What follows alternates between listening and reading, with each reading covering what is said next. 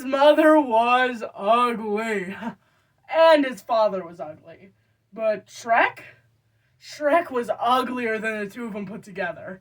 By the time he could toddle, Shrek could spit flame a full 99 yards and vent smoke from either ear. With just a look, he cowed the reptiles in the swamp. Any snake dumb enough to bite Shrek instantly got convulsions and died.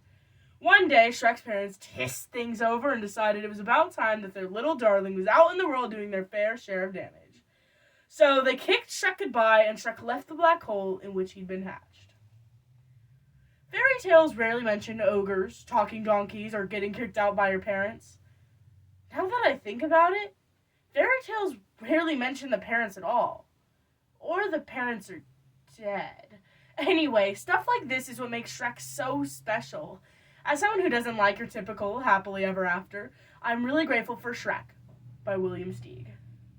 Shrek went slogging along the road, giving off his awful fumes. It delighted him to watch the flowers lean away and the trees bend aside to let him go by. In a shady copse, Shrek came across a witch, although she was busy boiling bats and turpentine and turtle juice. As she stirred, she crooned, "This is the way I cook my bats, stir my bats, taste my bats. This is the way I season my bats early in the morning. This is the way I stew my bats, brew my bats, chew my bats, diddle and fiddle and faddle my bats early in the morning." "What a delightful stench!" Shrek croaked. The witch specialized in horrors, but one measly look at Shrek made her woozy.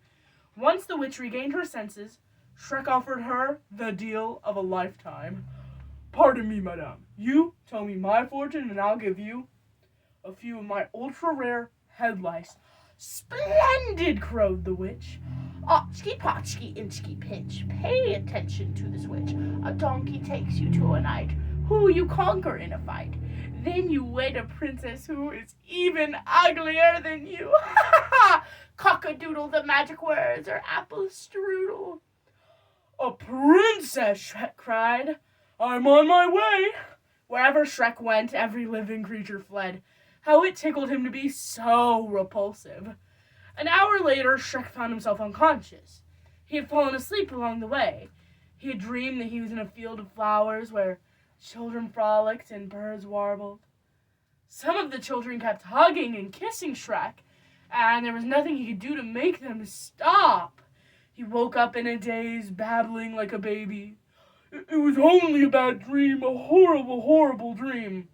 Eventually, Shrek got over it, and in high spirits he stalked on to the edge of the woods, where he found a warning nailed to a tree. It read, "Hearken, stranger, shun the danger.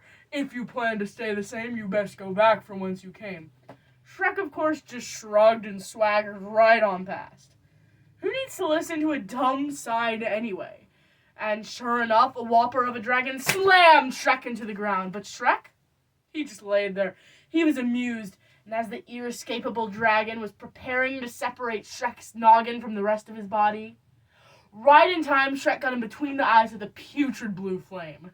The poor dragon was unconscious for the day. Shrek wandered on. He was wondering when he would meet his princess when he saw a donkey grazing. Shrek hurried over and tried the magic words, "Apple strudel." The donkey raised his sleepy eyes and brayed, "I gaze in the green as I graze in the green. Seeking out the clover, I laze and spend my days in the green. A chewing, chomping rover." "You jabbering jackass, aren't you supposed to take me somewhere?" "I am. To the nutty knight who guards the crazy castle where the repulsive princess waits." "Then take!" Shrek shrieked as he hopped onto the donkey's back. They soon came to a drawbridge where a suit of armor stood. Shrek knocked on the breastplate and demanded, "Who dwells in this armor, and also in yonder castle?" "And here a fearless knight, and there a well-born fright," was the answer. "It's my princess, the one I'm to wed." "Over my dead body," roared the fearless knight. "Over your dead body," Shrek agreed. "Not so brave, thou churlish knave," countered the knight. "Do me the honor to step aside, so Shrek can go and meet his bride." "Magician's mercury, plumber's lead, I'll smite your stupid scabby head." Shrek popped his eyes, opened his trap, and bellowed a blast of fire. The knight, red hot, dove into the snagged moat. With a nasty snort of triumph, Shrek marched on over the bridge, and as he strode on into the castle, his fat lips fell open. There before him was the most stunningly ugly princess on the surface of the planet. Apple strudel, Shrek sighed. Cock-a-doodle, cooed the princess. Your bumpy warts, your rosy fins, like slimy bogs and fusty winds, thrill me.